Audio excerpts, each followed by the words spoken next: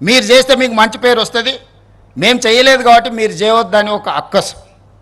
ఒక అక్క ఈ ప్రాంతం నుంచి 45 సంవత్సరాల కుటుంబం 100% రాజకీయ ప్రయోజనం పొందినారు, అన్ని పదవులు అనుభవించారు.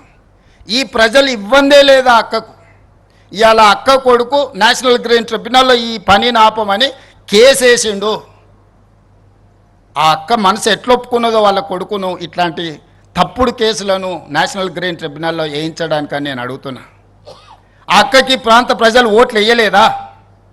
వాళ్ళ కుటుంబాన్ని ఆశీర్వదించలేదా?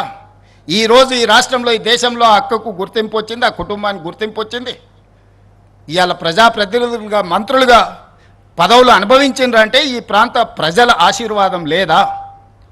ఈ ప్రాంత ప్రజల ఆకాంక్షలకు వ్యతిరేకంగా, ఈ ప్రాంత అభివృద్ధిని అడ్డుకోవడానికి నీ కన్న కొడుకే ఎన్జిటిలో కేసు వేస్తుంటే ప్రజాప్రతినిధిగా మీరు కొనసాగడానికి అర్హత ఉందా అని చెప్పి నేను ఆ అక్కని సందర్భంగా అడగదలుచుకున్నా.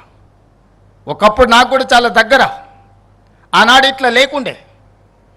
మరి ఈనాడు అట్లా తయారవ్వడానికి కారణం ఏందో నాకైతే తెలియదు. మంచి చెడు రెండు ఉంటాయి.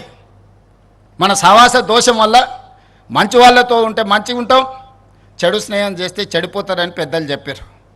మంచి వాళ్ళని 10 రూపాయలు ఇచ్చి దగ్గరికి తెచ్చుకోవాలి, చెడు వాళ్ళు ఉంటే 10 రూపాయలు ఇచ్చి వాళ్ళ స్నేహాన్ని విడిపించుకోవాలని పెద్దలు చెప్పారు. ఈ చిన్న సూత్రం ఆ అక్కకు అర్థం కావడం లేదా అని నేను అడుగుతున్నా. అందుకే ఈ వేదిక మీద నుంచి అక్కగారికి సవినయంగా విజ్ఞప్తి చేస్తున్నా. ఈ ప్రాజెక్టును అడ్డుకోవడానికి నీ పుత్రరత్నం వేసిన ఎన్జిటి కేసును తక్షణమే ఉపసంహరించుకోండి.